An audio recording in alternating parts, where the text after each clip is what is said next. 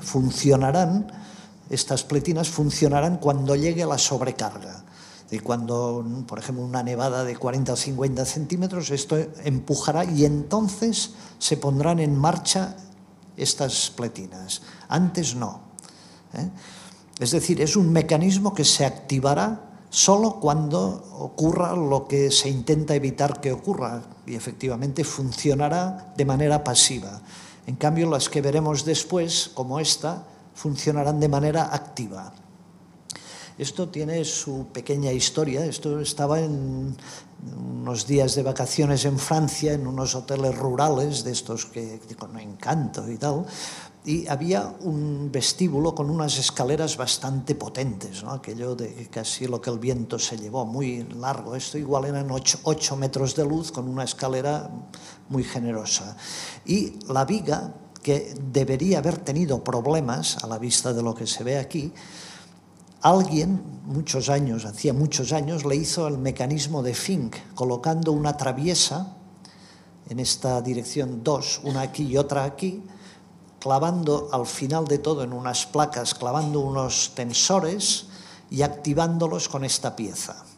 Esta pieza ya salía en el catálogo de Bordeaux de 1905 o 1910, o sea que la fecha de este mecanismo, estuve hablando con el propietario del hotel y me dice, no es el primero que me lo dice.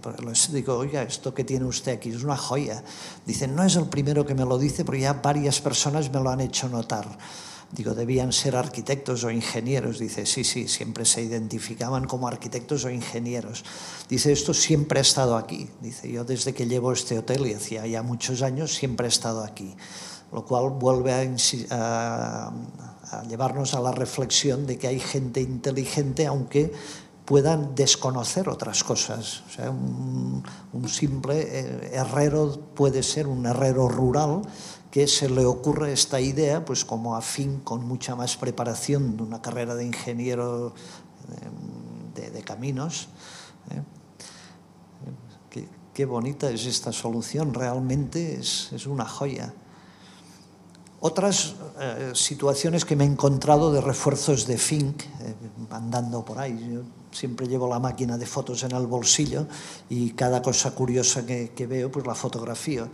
Y cosas como estas, pues realmente es otra manera de reforzar una viga que ya se ve que está bastante estropeada la pobre, ¿no? Tiene muchas hendiduras, incluso mal trazadas. Entonces, ¿qué hace el ingeniero o el arquitecto que tiene que hacer la restauración? Pues coloca 2 columnas recogidas con un perfil CPN y un tensor por debajo. Lo puede activar un poquitín. Aquí encuentro a faltar que no hayan colocado morteros para cerrar las hendiduras. Pero bueno, nadie no es perfecto, ¿no? El propio Frei Otto, en una obra de las más emblemáticas suyas, que es la Sala Polivalente de Mannheim, al lado de Frankfurt, que es un edificio atrevidísimo, tan atrevido que incluso siendo Frei Otto y siendo un sabio, una persona que sabía mucho, se le deformó en exceso, algún tramo más que otros, por ejemplo este. Y el recurso que hizo para parar este movimiento no fue otro que colocar 2 columnas dobles y tensar, y con esto detuvo la flexión.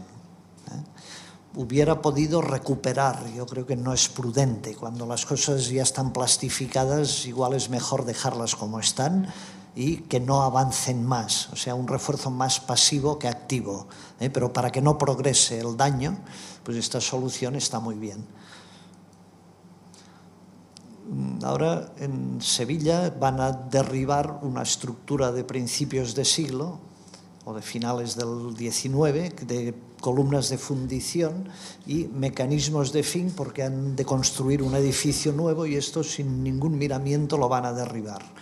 Yo no lo entiendo. A veces nos hacen conservar una moldura cursi a tope, fea como ella sola, y viene una comisión de patrimonio y dice esto hay que protegerlo y no se puede tocar. Y en cambio luego te encuentras una viga Polonceau, una viga Fink, que son joyas de la arquitectura industrial, y no hay ningún reparo en tirarlo al suelo. Bueno, el mejor hotel de Barcelona, el más conocido hotel de Barcelona, un día advirtieron de que cimbreaba, que había un cimbreo en la planta de arriba y miraron qué ocurría en las vigas y aparecieron unas catástrofes totales. Hormigón totalmente expulsado por compresiones excesivas, grietas por todos lados, armaduras oxidadas. Y era una sala grande, es un comedor que igual tiene 15 metros de luz, unas vigas muy potentes. Y entonces la solución fue, pues vamos a coger esta viga, vamos a sanearla, la vamos a arreglar, vamos a cerrar las grietas, las vamos a coser, pondremos ya como un receptor que está a compresión, el pilar en el aire 2 veces, o sea, 2 pilares, y unos tensores a base de tirar, de tensionar por los manguitos estos de aquí. Bueno, pues la viga eran tres pilares en este caso. La viga era muy alta, se saneó, se reparó y ahora pues se introdujo este mecanismo de Fink desde el final de todo, la parte alta de la viga, una vez al final del pilar incluso, y se activa este mecanismo y se salva este local, se salvó, eran 3 o 4 vigas iguales. Fijaros un detalle, el mundo del ferrocarril está lleno de vigas Fink, no solo en los puentes como los que hemos visto antes, sino, por ejemplo, cuando el vagón de tren se va haciendo más largo, antes los ejes de las ruedas podían estar más próximos, pero el vagón es más largo, aquí la luz ya es inhabitual para el tipo de viga que puede haber aquí, y entonces lo que se introducen son mecanismos de Fink. En el vagón de tren, muchos tipos de vagón de tren, sobre todo en una época, yo diría principios del siglo XX, tienen estos mecanismos. Y si aquí vemos que esto parece real, no parece sacado de una película, esto es salvaje oeste en estado puro, hay ya vigas Fink debajo de los ferrocarriles y hay manguitos ya. Que el manguito que podríamos entender como algo más high-tech, pues no, cuando este ferrocarril corría por el mundo, que debía ser por 1880 o 1890, estos mecanismos ya existían. Este es más moderno, pero sigue teniendo la misma solución. Y ahora la voy a explicar aplicada a la rehabilitación y al refuerzo de estructuras. Para mí este mecanismo siempre me ha influenciado mucho. O sea, he intentado usarlo siempre que he podido porque me parece que es absolutamente favorable en todos los aspectos, sobre todo por el poco consumo de material que se necesita. Y entonces en rehabilitación, en reparación, pues lo suelo usar siempre que puedo. Aquí en los paneles de la exposición hay algunos casos de rehabilitación y de obra nueva con utilización del mecanismo. Pues bien, esto era una escuela industrial en Barcelona donde tenían que montar un laboratorio que tenía un peso propio de 20 toneladas y ocupaba este ámbito de aquí. O sea, digamos, por ejemplo, 4 por 5 metros cuadrados. Era un trasto pesadísimo. Y ni el forjado aguantaba, ni las vigas aguantaban.